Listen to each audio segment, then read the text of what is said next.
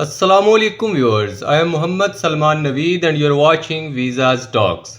हम मलेशिया का e visa apply करते हैं, लेकिन वीज़ा की जगह जो कि एक्सपेक्टेड होता है वीज़ा आएगा विद इन 2 to 7 डेज़, हमें एक मेल रिसीव हो जाती है जिसमें हमें बोला जाता है कि आप मज़ीद डॉक्यूमेंट्स अपलोड करें। ये एक मेल आपके सामने ओपन है। Please be informed that we are still awaiting the submission of additional documents or information amendments necessary to complete your application. The deadline for submitting the required documents is in 3 days. अगर आपका case मशकूक हो जाता है या उन्हें लगता है कि इस केस की मज़ीद वेरिफिकेशन ज़रूरी है, उस सूरत में आपको ये मेल रिसीव होती है।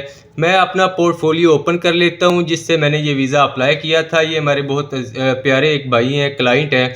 हमारी रिस्पॉन्सिबिलिटी है कि हम इस चीज़ को क्लियर करें, वीज़ा अप्रूव करवाएं, उन्होंने प्रोवाइड करें। मैंने पोर्टफोलियो ओपन कर लिया। मैं इस वीडियो में आपको बताऊंगा कि आपने ये डॉक्यूमेंट्स कैसे अपलोड करने हैं और कौन कौन से डॉक्यूमेंट्स रिक्वायर्ड हैं। सबसे पहले आपने इस बटन पे क्लिक कर लेना है, री upload documents and data amendment. इस पे मैंने क्लिक किया। क्लिक करने के बाद हमारे सामने ये 3 चीज़ें शो हुई।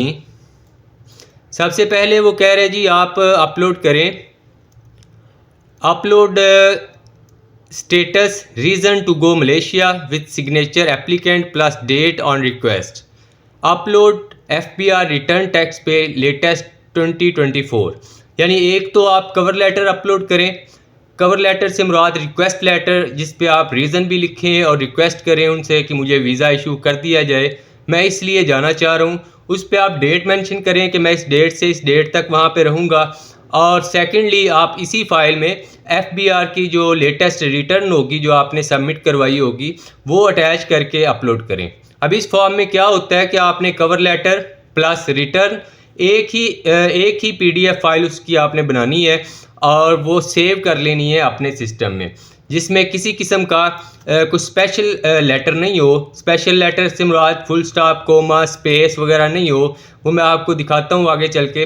सेकेंडली वो हमसे पूछ रहा है जी बैंक स्टेटमेंट, यानी बैंक स्टेटमेंट आपने अपलोड की, आपने मेंटेनेंस लेटर अपलोड नहीं किया, या वो उन्हें को मशकूक एक्टिविटी लगी है। वो पूछ रहे हैं जी bank maintenance with stamp and sign officer bank plus name job, यानी बैंक मेंटेनेंस लेटर जो है विद साइन एंड स्टैम्प आपने अपलोड करना है। इसके लिए आप बैंक से कांटेक्ट करें, उनसे अपनी स्टेटमेंट लें विद साइन एंड स्टैम्प और साथ में मेंटेनेंस लेटर निकलवाएं। उसे आप स्कैन करें, स्कैन करके आप एक PDF फाइल बना लें मेंटेनेंस लेटर एंड स्टेटमेंट दोनों की और सेव कर लें सिस्टम में। थर्डली वो आपसे पूछ रहा है upload ticket from Karachi to Lahore, यानी ये बंदा जो था इसने लाहौर से जो है इसकी टिकट थी मलेशिया की, लाहौर से KL की टिकट थी।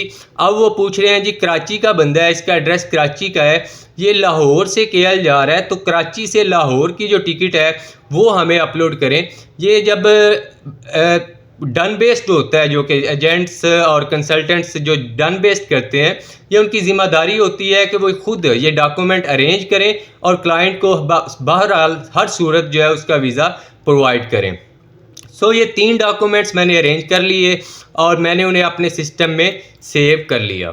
ये तीनों डॉक्यूमेंट्स आपके सामने हैं, इन्हें मैं सिंपली यहाँ पे अब अपलोड करूँगा। नंबर फर्स्ट वो पूछ रहा है जी upload status reason to go, यानी कवर लेटर और रिटर्न हमने अपलोड करनी है। ये सिलेक्ट फाइल का बटन आपके पास आ रहा है, इस पर क्लिक कर लें। ये हो गया जी। ये मैंने अपना डॉक्यूमेंट जो है रिटर्न एंड रिक्वेस्ट लेटर के नाम से मैंने सेव किया हुआ था। अब इसमें देखें कुछ स्पेशल करैक्टर नहीं है, ना कुछ स्पेस है, ना कोई फुल स्टॉप है, ना कोमा है। सिंपल सा मैंने नेम दिया हुआ है फाइल को, return and request letter.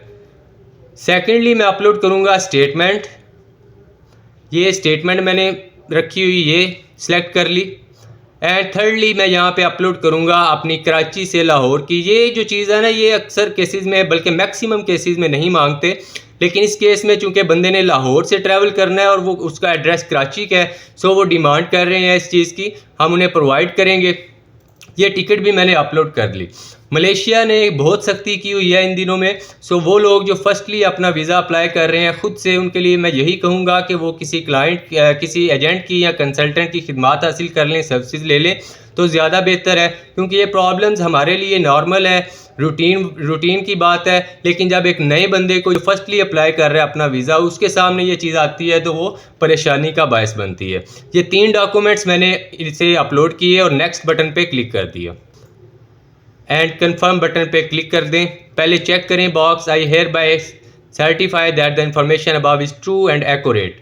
Then you have to click on confirm button, proceed. Okay, your updates for batch has been successful. You will receive an email notification regarding the e-visa application result within 2 to 7 days working days. लेकिन ये 2 to 7 days जो है ना, ये अमूमन आपका visa जो है वो 2 से 3 दिन में आपको प्रोवाइड कर दिया जाता है। एक्सपेक्टेड था कि मुझे वीज़ा मिलता, लेकिन ये मेल वीज़ा की जगह पे मुझे रिसीव हुई। इसका सोल्यूशन क्या है, इसे सॉर्ट आउट कैसे करना है, वो मैंने आपके सामने रखा। अगर ये वीडियो आपके लिए बेनिफिशियल है तो kindly subscribe to my channel. Thank you so much for watching this video till end. अल्लाह हाफिज़।